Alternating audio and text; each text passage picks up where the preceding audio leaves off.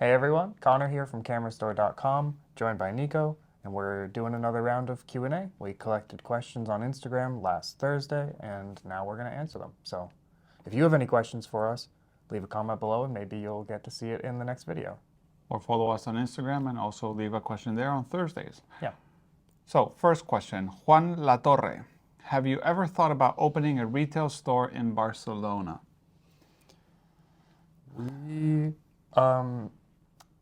Our sister project, Camera Rescue, did have a kiosk there. What was it, 2 summers ago? It was a couple of years ago. I was there for the opening. Yeah. A couple of years ago. That was primarily for buying gear. The reason we didn't continue that is because the gear was maybe not as good quality as the stuff we get in Finland. Well, there's many reasons to it. First of all, retail would be selling mostly, and we are mostly based in a warehouse here in Finland. Yeah, like true. even our shop has a very small kiosk where people can come and pick up their orders. We're not trying to tailor to we don't have everything on display basically. There's 15,000 items. We can't have everything on display. So our when we do pop-ups of these kinds are more like buying location. So like to source stuff from the locals and then bring it to Finland, fix it, repair it, clean it. So opening a selling point would be very complicated, but what we did is the buying. Yeah. And it was a mix of the gear wasn't as good as we expected, then the customer base in Spain is different than Finland, so people were rejecting our offers, maybe not understanding how we do business. It was a bit more complicated. Yeah. But yeah, in the long run, we do want to have more locations around the world, especially Europe, because Europe is easy for commerce. But we've had so far Spain, I think France, I think at least Paris, maybe only in France. Yeah. We've done a few other events in other locations, but we are trying to expand, especially because the sourcing of film used gear is coming from people mostly that don't use it and don't want it, and if they can't find where to sell it to or give it a new life, they usually go to recycling and trash. Yeah. So our biggest competitor is the trash. Yeah, it's true. So, I mean, I see just locally, even people that live in Finland posting online in groups like, is this camera even worth anything? I found this from my dad, or I found this in my attic. What do I do with it? And ideally we'd get everyone to bring it to us. But yeah, we have a kiosk in Helsinki that sort of, I guess, would be a good model for how we would operate kiosks in other cities, where there's not really much stock, but you can pick up your orders there, and you can sell things to us through there. So yeah, that's probably how it would look. Yeah, and the biggest thing is we try to save unused gear and give it a new life, repair it, clean it, more than yes, we can buy and sell from used gear that's in use, but usually people want to do customer. But we are specialized in that, in the repair and the cleaning and making sure testing and giving that warranty and approval of it's being used and checked. Okay, next question. We have Crazy Kenyan. I'm going to read it like that, even though it might not be like it's written. Can you repair or service a Zeiss Ikon Contarex? Probably with enough time, and if we had spare parts, maybe. I know those are notoriously difficult cameras. Even at the time, they were the reviews of them were terrible because they were hard to repair. Zeiss basically designed them with the hubris even that it would never need to be repaired. And obviously it would need to be repaired eventually. So yeah, they're super complicated, crazy, hard to disassemble. I don't think any of our mechanics would want to even try. Yeah, I think everything is repairable, is serviceable to a certain degree. Like on our side, if there's spare parts and a mechanic willing to take the venture, it's probably possible. But I think also one thing that we can take advantage and answer here is we don't offer customer service or repairs at the store, not because we don't want to, but because we have bought and purchased all this unused and unloved gear that needs service, and because we test everything we buy, or everything that comes through the store is tested. We diagnose a lot of things that other places don't, which means that we, in a way, have a penalty to our own gear that's coming through, that we put it into the repair queue. We currently have 6,000 items waiting for repairs. So that just means our mechanics have years of work just with the current queue.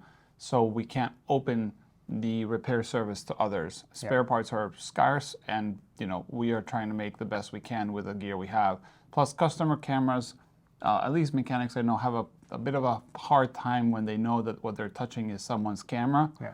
And sometimes cameras don't get serviced because they just can't. Maybe there's no spare parts, or accidentally, I've seen sometimes the screwdriver by accident goes and hits a, how do you call it, aperture blade, and you don't have spares. So like, thankfully we have multiples of everything, so we can be like, okay, this lens got broken while repairing, or the screw breaks in your screwdriver, and you just put it aside and you do another one. Yeah. With customers, it's not so simple.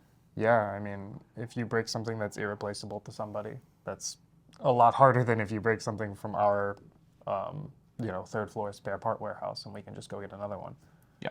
Not that a lot of stuff gets broken, but every once in a while you make a mistake. Everybody does. Oh, we have a repeat question. Tricycle smuggler. This was our last question, guy, last time. Guy or girl.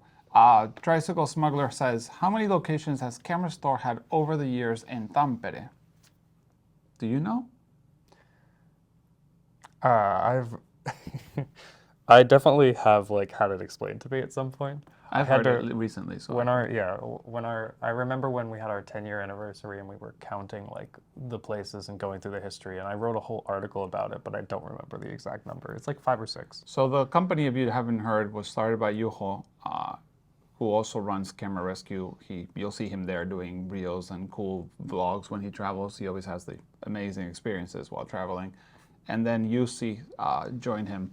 So Juho started on his sitting room, so that can be one location. Then they went to Ratina, which is now a shopping center, but it used to be a car garage that they got for real cheap. Then from there they went next to Amuri, which is where the school is. Remember the bar that we had the last Christmas party? Yes. I think we ended there. Yeah. So that's 3. Then we had the next to the church. Yeah, next to the church. That's the last one. That would be 4. And current location, so 5. Yeah. So counting Juho's sitting room, 5 locations. And things have changed a lot. It used to be more of a shop. And as we grew bigger and the operation grew more as a production of, cleaning, checking, repairing cameras and logistics. Our logistics space is huge nowadays. It's becoming more of a factory in a way. Yeah. But we still try to keep a little bit of a shop on like we said, on the 7th floor. We have you can walk in and you can talk to a customer service and check a camera that you might want to check, but there's nothing on display. Yeah. Yeah, it's a pretty small kiosk where it is pretty industrial at this point. I think what we put out there for people doesn't necessarily convey it's a working factory that we're in every day. Yeah, this is just a small studio. Yeah. We have minions in the back fixing cameras. Yeah. But yeah, and I think the thing that's happened in this company ever since I joined, at least, is almost every year we grow 30-40% of items going through, revenue, staff, all these things, which mean that every time we have different constraints. Nowadays we have things arriving in pallets. Before that we never did that. It was always customer box one by one. Yeah. And there's even talks of maybe one day starting to get containers of cameras coming in. So that will mean we have to have a proper loading dock, which we currently have, but we don't use it. Yeah, we don't use it as a loading dock with containers, but that might end up happening. Because as the operation grows and we try to, bring more cameras to life and to customers, we have to source them by a bigger scale. So it's not just one by one. I mean, there are some weeks where the stuff that comes from our Helsinki kiosk in the Cambulance, we drive down and then drive back up. There are some weeks where it's full to the brim. Yeah. And it's do we need a bigger van or do we need 2 vans? Yeah, or do 2 trips a week. Yeah. But yeah, that's the answer for that. Then we have Beals by Isaac Amboage. I capitalized it this time. Thank you. Yeah. Can you give some M42 lens and camera recommendations? Can you? Are you on M42? I would say Spotmatic is a beautiful camera. I have a Spotmatic, yeah. They're really nice. Yeah, very reliable basic Pentax cameras. Spotmatic. Yeah. For those who don't know. Some less known ones, because that's probably the most famous of them. They're really, really, really good cameras, and you can't go wrong with one. The Fujiga ST701 is a really cool camera. It's one of the latest Fujis that they produce. They're a little bit smaller than the Pentaxes. The Fuji lenses are also really good if you get one in good condition. They're great optics, but they're like made of this weird plastic that they just fall apart. The Fuji? Yeah, which is weird, but yeah. I have at home an Exa. It's an Exa 1C. It's the last model of the like exacta Exa line. It's all plastic and it has M42. It's like not a good camera, but a fun camera. I'd say if you want to go for something quite reliable, Pentax Spotmatics are known to be quite good in mechanical cameras. And Pentax glass, the Kumar glass and the coatings is beautiful. I always like the rendering of Pentax glass. Yeah. So that's something reliable. And then if not, you can go for all the quirky alternatives that Connor mentioned. There's also a lot of Soviet stuff, the M42. Yeah, regardless of what camera you pick, the Pentax lenses are the best of the best for M42. Yeah. Unless you want to go like a weird Bio Zeiss power. lens that they made for 6 months, and then they lost the rights to use the name Carl Zeiss. Yeah. But yeah, also you have the, what is it called? What's the Russian one that everybody, the Helios. Everybody loves the Helios. Everybody loves the Helios. So if you're into some swirly bokeh shenanigans and you can adapt for video, which people love to, M42 is pretty cool. And M42 is a mount that you can adapt to a lot of other mounts in the film realm. We actually did a Q&A from that last week. Yeah. But you can adapt M42 like Canon EF and you know obviously all the mirrorless digital cameras. But yeah, it's a cool mount. Yeah, there's a lot of lenses for it. Yeah. We have Arturo, I'm not going to say that in the Latin numbers. It's Roman numerals. Yeah, in the Roman numerals. What is the sharpest lens you've held in your hands? Not that one, but that's the softest I've ever touched. It's a 50 Yeah, 1.2. it's a Canon 50 1.2 that we have sometimes used for video, but it's like the aperture doesn't work. This is not the question. The sharpest that we've held, I'd say the Zeiss Otus that we use for video sometimes is really nice. Yeah. It's a mix of very sharp, but at the same time, very soft. Like the out of focus on the Zeiss is really, really nice. I think the video lens we have right now is extremely sharp. We actually sometimes use a diffuser just to make it a little less edgy. It's the Sigma 18-35 f1.8. Yeah, it's the APS-C lens. I mean, I don't know. I have now been testing a Voigtlander Heliar 40 f2.8 for Leica M that's super sharp and nice. I don't know. There's quite a few lenses that are very sharp. But I would say the Otus 50-1.4 maybe wins for me as the nicest. That could be probably, if you go ahead and look at the MTF charts or whatever, could be one of the sharpest lenses ever made. Yeah. I guess the Sigma Art might be there too. It's pretty sharp. Yeah. But yeah. Anything that comes to mind to you? I've had a few experiences where I look at the prints and I'm just like, wow. Mamiya 7. The Mamiya 7. That's what I was going to say, is we tested a Mamiya 7 a while ago for some content that never got made, I don't think. Oh, we posted. We did? No. We did? I don't think we ever posted We'll it. bring it up at some point. Yeah. And I was just blown away by those scans. They were like incredibly sharp. It looked like I've said it before, I have bad eyes. It looked better than real life. I felt the same way with like the first few rolls I got from my the Rolleiflex that I had, where I was blown away, not necessarily by the sharpness, so maybe it's a bad answer, but by the rendering and the like separation I was able to get, even though it's only like a 45 millimeter lens. Yeah. But yeah, I guess we can go with Mamiya 7 or the Otus 50-1.4. NS Tosi. Struggling to find film anywhere. Is it me or is there some shortage? And I did look up, I'm pretty sure they're from Estonia, just for our reference. Okay, because I've heard of film shortages in Japan, but I haven't heard of any in Europe. Yeah, I mean, I would assume that that would indicate that like the people that you're buying film from are probably pretty low on the supply chain. So what you might want to do is just go up a few steps. We have plenty of film, and if you're in Estonia and I'm correctly remembering this, we'll ship it to you, you know, and it'll get there pretty fast. Yeah, and most of the big online retailers for film in Europe, Photo Impex, Mago Direct, I haven't seen any issues with film. Kodak has been pretty steady on deliveries. Ilford is having no issues of supply as far as I know. FOMA just delivered us half a pallet basically of film. Yeah. So I don't think that's a big, and Santa, obviously the best film ever made in the world, is available in our store too and other retailers. So you shouldn't have a problem with film. And it's the being, best film being ever. pumped out every day in our basement By our elves. By the elves Yes. that are. It's being made at the North Pole actually, not in our. We just distribute it. Okay, we have Juan Latorre again with a double dip. What does 1.1 mean on a macro lens? Thinking about getting the Valois Easy 35. So my understanding is that it means it's able to reproduce something at exactly the size that it is in real life.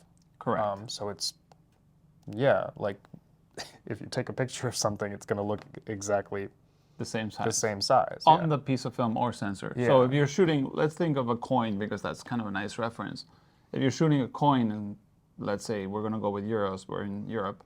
If you're shooting a €2 coin with a 1:1 macro, if it does do 1:1, it'll be exactly the same size on your sensor or digital or film as it is in real life.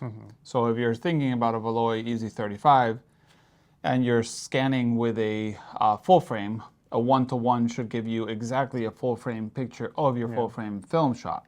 Yeah, and I can see why that would be a big advantage when you're trying to scan, because you're just not losing any size. So yeah, 1:1 works really well for scanning if you're using full frame for full frame film. But if you're going, for example, starting with shenanigans of like APS-C to a full frame, then I highly recommend you check Valois Easy 35 website. They have all the explanations of my sensor is big and my film is this small. What do I need? And they'll tell you because they've done all the math, and Connor and me haven't done that math. But yeah, 1:1 on a lens means that it goes to a 1:1 reproduction. So 1 here is 1 here. If it was different, it would be like 2 here is 1. So there's 2:1 and there's 1:2. So, do some math if you want to get a lens. You can also ask Valois if this is what you want. They're experts at answering a lot of these questions. Yeah, they've made tons of good guides. Even if you don't own a Valois product, if you're home scanning, like there's useful information on their site. And yeah, they did all the math because I don't want to do it. Yeah. Really glad. We have another question from John Radio. Will you reduce prices after Black Friday?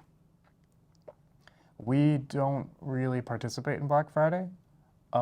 We have some things planned for the holiday season. I'll leave it at that. But we don't normally participate in Black Friday. Yeah, Black Friday is more of a movement towards new stuff, like all the stores, TVs, all these electronic stores, and everybody's doing it. We try to stay away as we are more of a circular economy company. We try to stay away from that, but we do offer something. Obviously, after that sales season, there might be other things. So we can keep you in the loop if you follow. You can actually subscribe to our newsletter somewhere on our website. That's the best way to do it. Yeah, and you'll get notifications. Those people get notified of sales first. So find it on our website, I guess, how to sign up for the email newsletter. Okay, we have Paul Bailey Photography. How many beautiful lenses ruined by fungus? Is it a quick, specialized clean and fix worth considering? As with everything, it depends. We have tons of lenses. So many beautiful lenses, so many beautiful lenses. It was like a... Yes, sorry. It depends. Like, we have certain thresholds that a lens has to pass in order to be worth cleaning to us. And for us, that's profitability. So if a lens is really cheap, if it costs €20 for us to sell it, and then it's €50 of labor to open it up and clean it, we're not going to do that. But if a lens can sell for 300, then it's worth it. And for you, it's sort of up to you to draw that line about what amount of effort and money and time is worth it for this particular lens. Or sending it to a repair person. So I would say there's 2 reasons to do a service as a customer. If you have a lens and you're like, hey, this has fungus, should I do something? Is first value, like Connor said. If it's valuable enough that you can sell it or have it fixed and work fine and then sell it. Or if it has sentimental value. Maybe you have a lens that was in your family or something like that, and you're like, hey, I really want this back in some working condition. First thing is first, if you have any lens with fungus, just UV treat it. There's special UV lenses for growth plants at home. You can use them from even IKEA lamps, have good enough UV. And you have to put the lens on a mirror and just put the UV on top, and it will kill the fungus, because fungus will die with UV. It's one of the beauties of UV light. But then you can go ahead and with time go and fix the lens in a service or do something like that. But if you have a lens that has fungus, just don't put the caps on and hide it somewhere. Just give it that UV treatment. You'll save the lens for later, because fungus will slowly eat the coatings. That's what they like to do. And it will either make the coating, gone, or you will even go further and start giving issues. But at the beginning of a fungus, you can kill it quite easily and even clean it quite easily from a repair standpoint. But yeah, to us, the threshold is not sentimental value, it's economical value. That's true. Because we are a company and we have people, so if, like Connor said, if a lens is $20, we're not going to spend an hour trying to clean it. Unless we find it in the trash and do it on our own time, which the company does let us do. And a lot of us do that. Yeah, it's kind of like a fun thing at the office, is going through our recycling items and being like, this lens was in the trash. It's a Canon 51 too, because the aperture was stuck and there was a bunch of dust and I think even fungus. And I think there's fungus inside it. Yeah, but I kept it as a video lens because it's fun, but obviously first I killed. One thing that's online, and I don't know if it's true, is that the spores of fungus in a lens will spread. So just in case, put it in a plastic bag, and as soon as you can, give it the UV treatment. Yeah, I'm not a fungus expert, but yeah, killing it will stop it from spreading, and then you can get to it when you get to it. Yeah. And a lens needs to have a lot of damage to actually show. It's true. You did an article about how bad can a lens be before it affects, and it's more than we expect as a customer of, as a photographer myself. I have lenses in my collection that you would look at and be like, oh my, I would never buy that. And I shoot photos and videos with it without any issue. Obviously in harsh light, it might show a little bit of a haze or, less contrast, but nothing that can't be solved in post or in video or, any of this. So don't throw your lens in the trash if you like it. Just kill the fungus. Yeah, that was one of the first things that I did, was write an article about how dirty a lens can be before you notice it. And we tested haze, scratches, fungus. There was a lens with a big hole on the edge of the front element. And yeah, the truth is you really don't notice it unless it's really, really bad or you're trying to find it. So if you take pictures facing like the sun, directly facing it, or you're at f64. Yeah. Or you're doing some like sharpness chart, then you might notice it. But in everyday use, especially if you're using it on film, if you use it on like a 100 megapixel digital sensor, maybe you'll be able to pixel peep and find imperfections. But yeah, lenses with fungus can easily be used. Kill the fungus and then it's still in there, but it's not getting worse. You can clean it when you can. That's the thing. Yeah, that's the last question. That's the Q&A for this week. Thanks for all the questions. There's more on social media next week, so you can ask us anything you want, and we can answer. Yeah, or leave a comment below, and we'll get to it and talk about cameras, gear, film, and the weather, repairs, the weather, our personal lives, whatever. Thank you. Bye.